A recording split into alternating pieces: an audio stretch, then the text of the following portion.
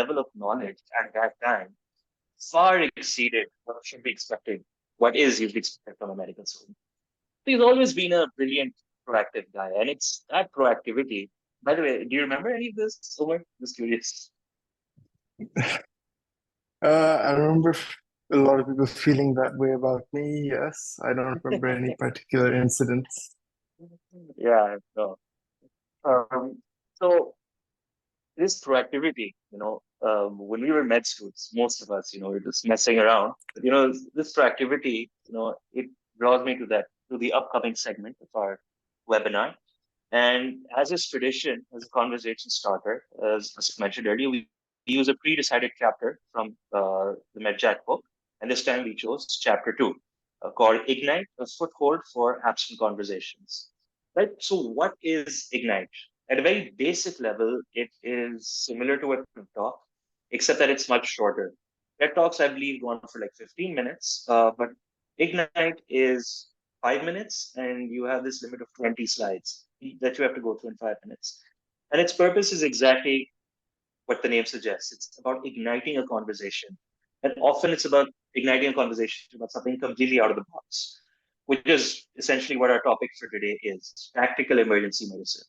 I mean, outside of emergency medicine, who's even heard of tactical EM? I mean, heck, within emergency medicine, who's heard of? I mean, who knows about it? So we won't be providing a sort of academic course on the subject, right? 1 hour obviously isn't enough, but we hope to give you a taste of what it is and what role it has to play in Pakistan and wherever Umar learned the subject and why it's needed.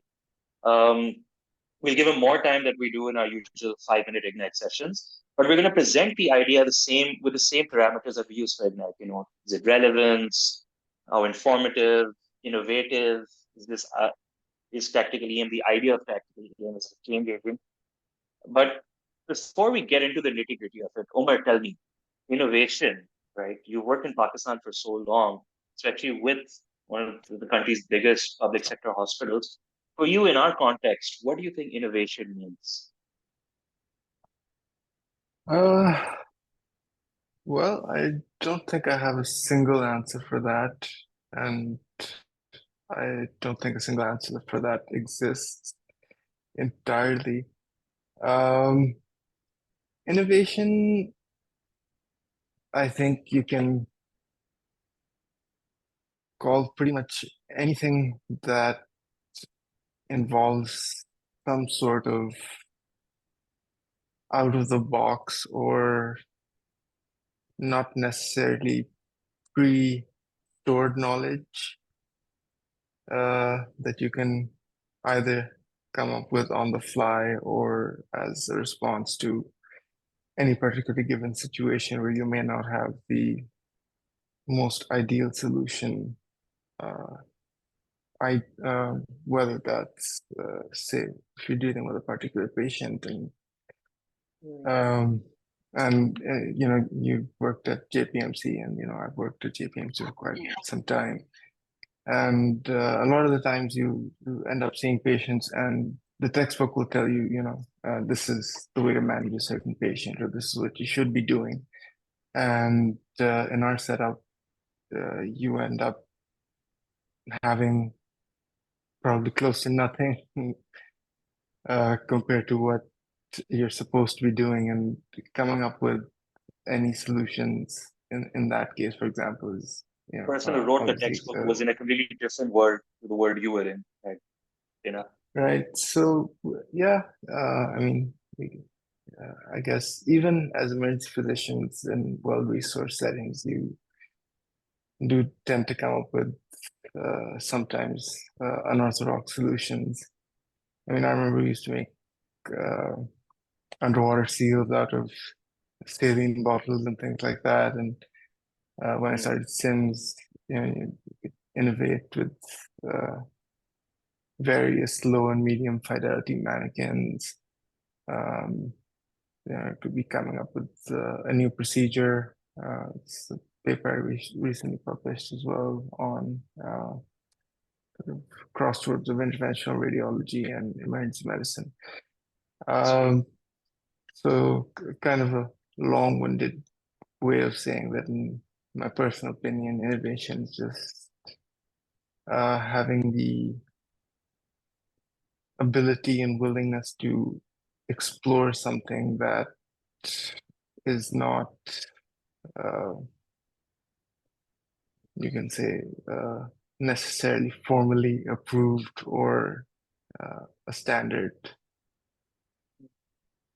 and being able to You're use absolutely that to correct. either, You know, yeah, in emergency medicine, especially, I think emergency. I mean, of course, I am biased because I love emergency medicine, but I don't think I'm wrong to say that compared to other specialties in medicine, we have to be relatively out of the box. We don't have the luxury of time. We don't have the luxury of having all the lab tests. So we do have to constantly innovate. Yeah, but I agree with you 100%. Now, coming towards our topic for today, like I said, there's our field, which is emergency medicine. It's a fairly sexy field, right? It makes for good TV. Everything we do, you can envision with some awesome background music. Richard Wagner's Flight of the Valkyries. Dun, da, da, da, da, dun, da, da, da, da. Everything you do in emergency medicine can be done with Matt playing in the background. But then within our field, within emergency medicine, there's tactical emergency medicine, right? Tactical EM is we're the cool kids of medicine, EM, sure, but tactical EM is what the cool kids want to grow up to be, right? They're like next level with nuclear medicine. Now, I don't have much exposure to it. My only knowledge on the subject stems from that series TV show MASH. It's a very old TV show.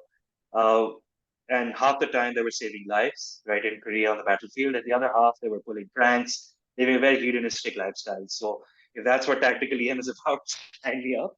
But Omar, tell me, what is tactical emergency medicine? all right. So again, here, formally defining tactical emergency medicine, you can either have a very generalized, a very narrow description, but uh, I don't think there is one standardized definition that every place in the world uses, just because it itself is such a new subspecialty of emergency medicine. A lot of people are still exploring it and trying to figure out ways to make it work in their own environment. But the ultimate um goals with tactical emergency medicine are having a robust medical response for high risk situations, typically where regular pre-hospital providers, whether that's physicians or paramedics, EMTs, are unable to safely go. That's one goal. The other goal is like, time is life, time is limb in emergency medicine. So the goal is to provide uh, immediate or near immediate um, emergency care, at least enough to stabilize the patient for transport in, again, high risk situations. Now, whether that's a few minutes or prolonged field care, like in Black Hawk Down, if you've seen that movie. So, pretty much all of that can come under emergency medicine. You can divide it into both acute and long-term phases, depending on how you set up your tactical program. One is obviously providing uh, medical care and oversight during any tactical or high-risk operations, typically law enforcement or military. And the other is the longitudinal care that you, as a member of a particular tactical team, whether it's a SWAT team, a rapid response team, or a military unit, is providing longitudinal care to your, excuse me, to your team, and making sure they're healthy enough to continue with their operations and continue operating well. I hope that made Right. a bit of And sense. how is it? Like I've heard about tactical medicine, but I've also heard about battlefield medicine. Are they the same? Are they different? Okay, so Like a lot of things in emergency medicine, tactical EM, or at least part of it, um, came from the battlefield, right? A lot of procedures that we do, even simple things like giving blood uh, to trauma patients, is something that was initially discovered on the battlefield. So yeah, a lot of things do come from that. There is a formal course for battlefield medics, not just battlefield medics actually, even regular infantrymen in the US. That's called TCCC or Tactical Casualty Combat Care, which is probably the origin for or the basis upon which civilian tactical emergency medicine was built. Uh, its fundamental principle being that it should be easy for anyone to learn, easy for anyone to carry out under high stress, and should address the most immediately life-threatening injuries in the field. So that could be massive arterial bleeding, where you could potentially place a tourniquet, tension pneumothoraces, and then uh, various uh, other injuries that you can either penetrating injuries. So, Understood. Interesting. So you're saying that tactical EM, civilian tactical EM, I mean, it originated from battlefield medicine, and of course, it borrows a lot of the principles of battlefield medicine, but it's more urban, more civilian-based places where you have civilians as opposed to military personnel, right? yeah, typically, I mean, you can have TEMS units within the military as well. They have their own structure, but generally, tactical EM as a civilian specialty is geared toward civilian laws for enforcement. So, the police, the FBI, federal agencies in the US or in Pakistan, like we're working on right now, say with the Sindh police. So that's civilian law enforcement, and maybe somewhere down the line, hopefully with the Rangers as well. It brings me to your story. How did you get started out in uh, tactical emergency medicine? Uh, well, my first thought was, how can I make emergency medicine more exciting and more dangerous for myself? And the second reason being working at JPMC, major government hospital, like you mentioned.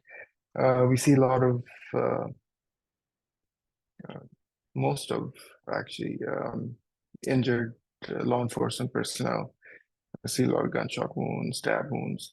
They don't have any um, first aid training at all. They don't know even that they're supposed to put pressure on, bleeding wounds or so there's various gaps in. I don't want to go too much into it, but there's various gaps in both the pre-hospital and in hospital care for such injuries. And having seen a lot of those, uh, and knowing that these people who are, uh, well, hopefully, are working for our safety are not being taken care of appropriately. Their lives are not being given the importance that they should be given the work that they're doing for us. That is initially where my interest in tactical emergency medicine, especially in the context of Pakistan, started. And I had a few informal and then later formal conversations with various law enforcement personnel, and they were excited about having the sort of safety net, uh, especially going on high risk operations. And uh, that gave us a decent platform on which to collaborate. How did you get training? I mean, how did you learn the subject yourself? Right, so uh, initially I started with a formal course here in the US uh, through this. institutes called the International School of Tactical Medicine. They've been working for, I think, 2.5 decades now. They train local SWAT teams, the FBI's rapid response teams, hostage negotiation units, DHS, as well as various other law enforcement personnel or military personnel worldwide. So that's initially how I started the quote unquote formal training for tactical emergency medicine. After which, I worked with a SWAT team there in California for a short while, and then when I came back to Pakistan a few months ago, I started working on the project there. Went so we're developing a pilot program there. Sort of half-done things that were kind of left a bit ambiguous because of the elections and the general situation. But we were able to put together 2 teams for a pilot program, and we've been able to deploy them a few times along with the SRTs, the rapid response teams that the Sindh Police has, providing backup medical care in the field.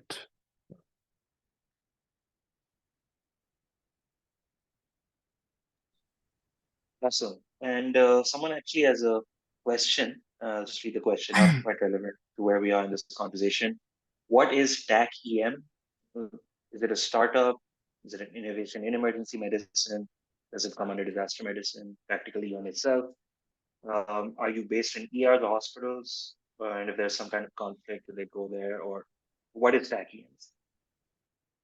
Right. So again, because it's so new and because different regions have different laws, it can vary. Your structure, organizational structure can vary, and how you're working can vary. But TAC-EM itself is just a short form of tactical emergency medicine, basically.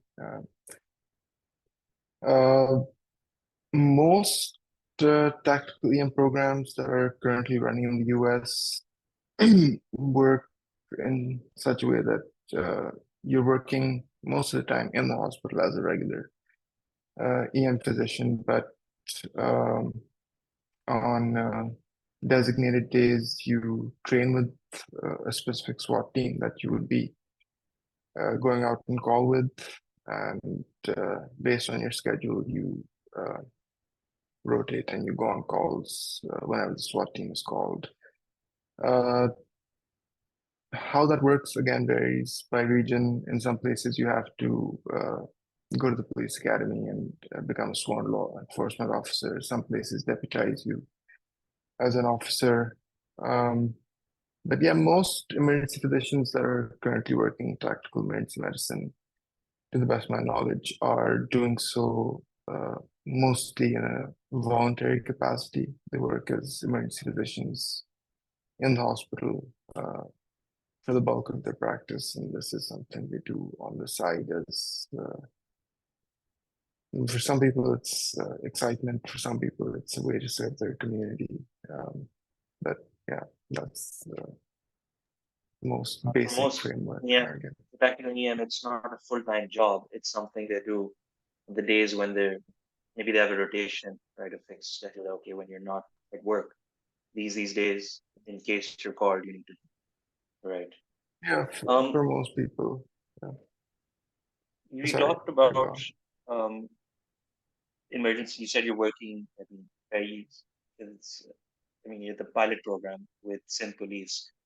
Before you guys approached them, or you approached them, was there any mechanism in place within our local police force? Well, if someone gets injured on the job, they have some, maybe someone in their team who's the designated, medic. Was that there, or no? Is there anything, No, any structure involved? no, there wasn't any at all. In fact, a few people have allowed me to quote them on this as well. But previously, within Sindh Police, as you graduated the police academy, you had no first aid training. There were no designated medics. There are no designated medics on, or at least uh, directly to the police on their rapid response units. And most of the time, apparently, they don't even get, which might have changed in the last few months, but they don't get backup from regular paramedics either, and they end up uh, transporting their injured themselves to the hospital. Yeah, I get that feeling too, because at work, whenever we get, an injured police officer who's been shot in an encounter, um, we're always the first time they're receiving medical care is when they land in my ER. Before then, you can tell the people accompanying them are very completely clueless. There's no protocol about what needs to be done. So yeah, I think this is important, and it's the need of the hour. Um, I have a quick question. this, yeah, go ahead. Yeah, may I go ahead? Well, yeah, first of all, just a request for individuals on this call. This is a very interesting topic, so please feel free to ask questions or interact. So, Omar, I was just wondering, so how is tactical, and I'm kind of still fascinated by tactical emergency medicine.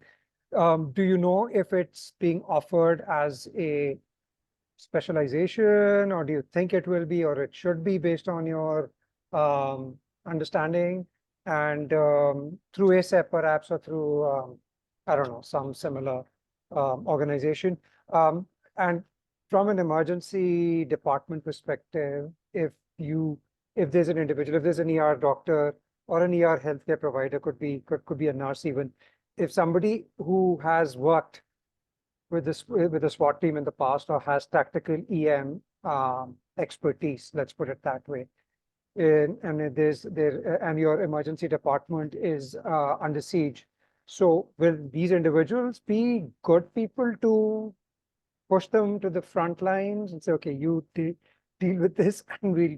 So what do you think of such? I mean, is that what? And will Except this for doctors, require not human shields. human shield? No, but the doctors, and there could be nurses as I well, don't think right? that's So what tactical EM is. Something so happens is push for tactical EM guy will take the bullets for you because no, I'm not. I he's wasn't saying it Superman. because of the bullets. I was just saying these people know how to kind of address bullets, maybe some way. I mean, it doesn't have to be bullets always. It could be, I don't know, somebody's trying to, like, I don't know, knock you down. Yeah. Is that what it is? Um, Like, Or do you have an answer? yeah, so let me answer in order. So there are a few places, yes, at least in the US, that do offer a tactical EM fellowship post-residency. So you can do formal training through those programs and work with the local SWAT team that is associated with the hospital. Some places don't have structured programs, but they go through these other institutes like the Institute of International School of Tactical Medicine, and they get their physicians or paramedics trained, and then they go on to train further with the SWAT team. Because a large part of it, obviously, just like in emergency medicine, you have to be able to work well with your team. So a lot of the training is focused on teamwork as well as tactics before you send anyone trained out into the field, even if they're proficient with, say, firearms or self-defense techniques. As for in the hospital, again, it depends on how much and what kind of training those people have, I suppose. Part of tactical emergency medicine is definitely conflict de-escalation and learning to read signs of aggression and others when to be prepared for in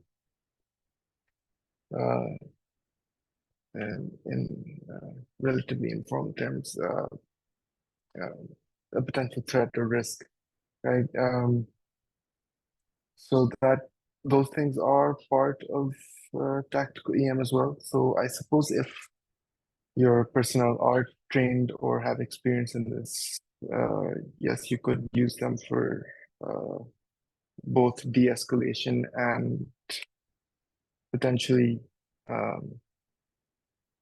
using force, which is a tricky thing to do in a hospital. Having your doctors beating up people isn't a great look. Should leave that up to the security team when you can in the hospital. But yeah, I suppose theoretically those would or should be skills that these providers would have. And speaking of safety, and I'm just gonna go out and say, do you have to carry a gun? It depends. But in a lot of places, yeah, at least a firearm. When I worked here, I had a sidearm primary weapon and medic kit. In Karachi, I was just carrying a sidearm. How do you marry that idea with the fact that, as doctors, we've been told, do no harm, and then we've Yeah, got this gun it's to use if necessary? yeah, it is a bit of an unusual situation in terms of medicine, but uh, I mean, you can't help someone if you're injured, right? And unfortunately, if everyone else on your team or a large portion of your team is otherwise occupied or injured, um, you're You probably protect going to yourself. have to use your weapon. Yeah, you have to protect yourself, you have to protect your team, and you have to be able to safely evacuate any casualties, whether those are members of your team, civilians that have been accidentally injured, or even the suspects or perpetrators themselves. But yeah, it is definitely somewhat of a juxtaposition with our regular responsibilities. Um, but yeah, it's a Gotta do what you reality, gotta do. unfortunately. Yeah. Yeah, but in our ACLS courses, for our non-doctors here, that's CPR courses, the first thing we're taught is scene safety, right? That's the first thing. Ensure scene safety. No, technically, it's kind of precluded. That's something you can't do. That's in fact why you're there, because the scene is not safe. Um, but since obviously as a technical EM guy, as a doctor, right, you're not a combatant, right? You're there to heal. Uh, that again depends on the program where you're working, um, and what the local laws are, and if you're a deputized law enforcement officer or not. And so How depending about on the how your scenario where organization, you're an EM physician, but on your days off, maybe in a scenario where you're assigned, okay, you're going to be with this SWAT unit, right? Your training is as a doctor, not as a soldier, as a police officer. Um, how does that, how does that, how does that then work? Uh, right? Back in the battlefield, So traditionally there were soldiers with medics. They had, the White Cross on their helmets. So, enemy combatants knew, okay, this guy, don't shoot. I don't think you can ensure something like that, with terrorism or with a shootout. yeah, you can't, and uh, well, part of tactical EM training and part of the training of the SWAT team does involve training in special weapons and tactics. So, yeah, ideally you are supposed to be proficient with whatever they're using, equipment-wise, whether that's distraction devices or breach devices like flashbangs or smoke grenades, tear gas, as well as lethal weapons like pistols and rifles. So you should be trained in that. Um, as far as deployment in the field goes, it's typically divided into three phases or three zones, if you want to simplify it a bit more. One is the hot zone, which is where the active threat is. And this is the care under fire phase, according to the TCCC guidelines. This is basically the front line, as I guess the military would call it. Here, you would probably not be doing a whole lot of medical intervention. You'd just be providing cover or returning fire or attempting to eliminate a threat or subdue a threat while you can evacuate a casualty to a safer area to provide more comprehensive medical care. Then you have, sorry, excuse me.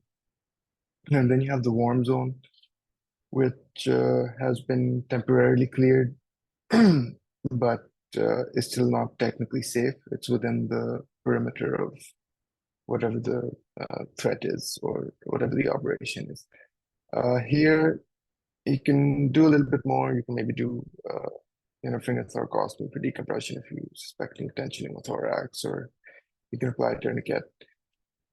And then, but this is also a relatively higher risk zone. You're not completely out of danger. It's just you can say temporarily clear. So ideally, part of your team would be providing guard while the medic or whoever is designated as the medic is providing basic care. And then you have the cold zone, which is the outer perimeter, beyond which the threat should be contained. And you have law enforcement covering that area. And usually you have a primary and secondary casualty collection point, one between the warm and cold zones, where you can provide the bare minimum necessary care. And then outside the cold zone, you have another second casualty collection point where you can further work to stabilize or transport patients. So that's the basic structure and basic format for providing tactical emergency care. So care under fire, tactical or casualty evacuation, and then treatment in the cold zone for traumatic injuries. Right. And you talked about the hot zone, warm zone, cold zone. That sounds like that would involve a lot of communication, a lot of teamwork. How do you, like, if you're coming in from the outside, how often do you have to train? How do you build that teamwork with the people you're providing cover for? What does that So entail? there's really no way around it. Like, you have to know and work with whatever SWAT team either you're assigned to or have decided to work with. And so you should be ideally joining them on all their training exercises, and they do make use of simulations a lot as well. You have simulated scenarios, and if you've seen the show Brooklyn Nine-Nine, there was an episode called Tactical Village. So there's a lot of that kind of training that happens, tactical village kind. They do call it tactical village at most places. So you have different sort of building structures and different exercises, scenarios you go through with simulated weapons, and you work with your team, you build a flow. And ultimately, the point is to be able to have your team trust you enough to know that you have their back, because you don't want them to be worrying about making sure you're safe while they're carrying out their operation and trying to keep themselves safe as well. So training has to be regular with that team, both for your safety and for theirs, and also for team building, right? You have to do that. You have to put in the time. There's no way around that. All right. Otherwise, you'll be like Hold on. DD Okay. from Dex. Oh, okay. This Go ahead. okay. This is the rapid fire now. Okay, because we are almost done with the 1 hour. supposed to be 45 minutes, but this is really interesting before I get into the rapid fire. Rapid fire, just because the topic is tactical emergency medicine, right? Faisal Savani, so this is for OmarAbbas, so that is rapid gunfire over here as well. But Omar, this is a very interesting topic. Seems like, I mean, our people on this call are not asking you any questions, so we've made up for the lack of questions from them. But there are more questions. We'll probably just keep asking you questions in the future as well. If anybody is interested, please reach out to OmarAbbas and he can teach you more about, and which actually you've kind of taught us about tactical EM through this particular session versus being an interactive webinar. So thanks for that. Rapid question fire round, like Faisal Subhani se pehle पूछेंगे हम लोग कि Faisal, what are the top, I'll say top 3 the likha, but top 2 qualities of a successful innovator in healthcare? Rapid fire hai. Don't overthink. Okay. Deferring judgment Yeah, and I'm sorry, I didn't catch that. willing to do what it takes. It was for Faisal. It's okay, Omar. The question was for Faisal. What are the top 2 qualities of a successful innovator in healthcare? What did you say, Faisal? Deferring judgment and 2, willing to do whatever it takes. Okay, deferring judgment and willing to do whatever it takes. Okay, and OmarAbbas, what is like what's the top quality for a successful TAC-EM person? I think a lot of the qualities that required of a tactical physician are fairly similar to emergency medicine. You just have to be willing to take on a little bit more, not little, I'm downplaying it a little bit, but being willing to take on potentially a fair amount of risk. Okay, good. Okay, so I just wanted one. So potentially taking on a fair amount of risk. Okay, what's your favorite book on innovation, Omar? Or what's your last read if you haven't read a book on innovation? Say Medjack. We'll pass you. Sure, Medjack. No, tell us about some recent read that you've been. Last couple of books. I think the last one I reread was The Story of Philosophy by Will Durant, and the other one that I just read was The Wisdom of Psychopaths. Okay, excellent. All right, Faisal, tactically. Faisal, your most recent read. Does the Very Hungry Caterpillar count?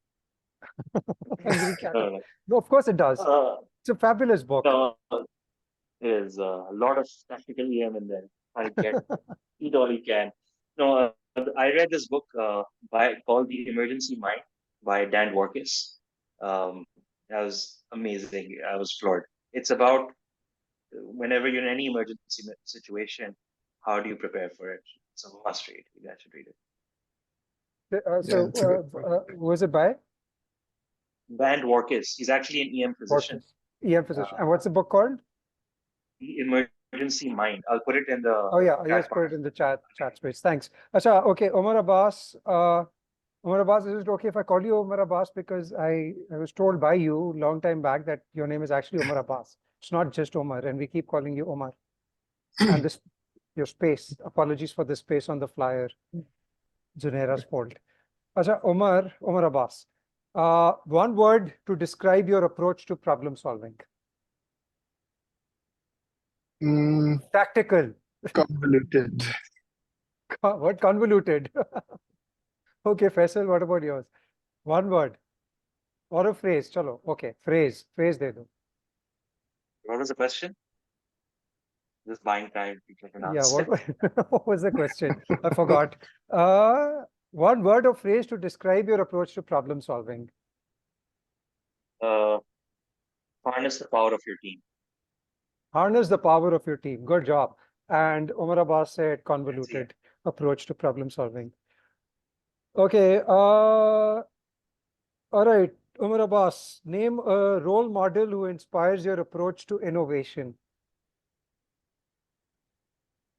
Should I say you? Oh, yes, of course you may. No, Very simple. That's a very no, other than me. Role model for innovation. Da Vinci. Okay. Oh, nice. Fabulous. Faisal? Sorry. Abdur. Easy Saab. Very nice. Okay. All right. So, Omar, one word. Chalo, phrase de do. To describe your professional journey to date. Unorthodox. Unorthodox. That's a good. Convoluted problem solving, unorthodox professional approach. Faisal? I'd say the same as probably not as unorthodox as Omar's, but yeah, fairly unorthodox. I don't know how That's I ended up in interior that's sales. that's cheating. I mean, it's like on another, okay, not as much, but like unorthodox. Okay, fine, we'll take it. Okay, one tech tool you cannot live without. Sorry? One tech tool that you cannot live without. I imagine most people would say phone. I'd probably say my portable ultrasound machine. Oh God, what a nerd. It's like an emergency medicine nerd. It's an EM nerd. Focus. Give the same answer, but I'm saving up for one. Yeah, how can But you, Faisal? How can then, you like give us the same answer? You're both nerds. no, I'm saying until I can save up. I'd love to give that answer, but I'm saving up for one, so I can't. Oh, That's acha, okay. indispensable. I don't have one yet. But for me, it's still MD Calc MD Calc. Acha. app. Yeah. I think for me it's GPT. Medjack. GPT. No, not Medjack. GPT. I'm like GPT. It's like okay, all right. Who's Okay. that? What's wrong with your son? Let me just Chat GPT. What's wrong with this kid? Okay, so AI in medicine, overhyped or future essential? Oh, talk about GPT. Next question is AI in medicine. Overhyped or future is essential? Who are you asking? The audience, I don't know, whoever. What do you guys think? Audience, we like your opinion too. Audience, या poll करते हैं ना? Okay, audience इधर डाल दो. Overhyped or future essential? I don't even know if the audience is actually listening or this. Are these your friends? We'll see. They need to reply. Put an O for overhyped and an E for essential. Essential. Yeah, let's see if they're actually there. I know Sidra is there because Sidra is formerly one of our innovation fellows. So yeah, just put on this in the chat space. So Zulfikar says, oh, okay, overhyped. So we got one O. Oh, we got whoever. Somebody has to do a poll of this, tally of this. Sorry. Okay, O is so winning. who's winning? So O, who is winning? No, O E O. Yes. Okay, fine. That's fine. The rest don't care. Acha. All right. So. Start deferring judgment. Very wise. All right. How are we doing on time? We have time. Actually, no, we've gone past 45 minutes, by the way, Faisal. You said 45 minutes at the beginning. I did. See, we're having so much fun. Okay. So one skill you think young folks should acquire to excel in healthcare. OmarAbbas, young folks. Okay. You're no longer young now, first of all. So one skill they should acquire to excel in healthcare. Just one? Just one. Give us one. Skill. Compassion, I think. Nice. So you're calling it a skill. Good. Faisal, do you think compassion is a skill? Yeah. Sorry, go ahead. Oh, sorry. I was saying that I think it's something that has to be worked on as well. But please, yeah, no, I hear you. I hear your point actually. Faisal, what do you think about compassion and empathy and whatnot? Is that a skill or is that you're born with it? You either have it or you don't have it. Definitely. And can be it is a developed. skill that needs to be developed. Yeah, we have it, but I think we don't know how to harness it. Yeah, good point. It is part of emotional intelligence and emotional quotient. I'm very immersed in emotional connectivity, I'm My told. wife says I don't have any. I'm told the opposite. I'm told exactly the same thing as well, by the way. I was just like, I thought I'll sneak it in that I have tons of it. So, okay. Did we go through all the questions? I think so. So I'm done. Faisal, back to Faisal, actually. I think we're going to close, but before we end, Umar, is there anything that you'd like to talk about tactical EM, especially that you think we should have talked about, haven't, or like we haven't covered yet? I mean, based on what we were supposed to talk about, I think we've covered a decent amount of tactical emergency medicine. I think anything beyond this would be starting your training in tactical EM. But yeah, I would probably say that if anyone is interested in working on this with me in Pakistan, especially let me know. We're always looking for more people to help us with this. So, audience, spread the word. If you want to work with Sindh Police, OmarAbbas is your man. There's actually a lot of private sector opportunities as well for tactical emergency physicians. Really? In Apparently, Pakistan? quite lucrative ones in Pakistan as well. Yeah. I'm going to get in touch with you. That sounds interesting. I really thought it was just a government thing or a military thing. I did not know there was a whole private sector for it. In fact, the course I attended was also attended by Saudi Prince's security team. So yeah, a lot of Oh, private security companies use this as a value-added service. yeah, and now that you mentioned it, yeah, that does make sense. We do have lots of private security companies in Pakistan. So yeah, I see what you mean. All right, with that, uh, I think we need to draw to a close session.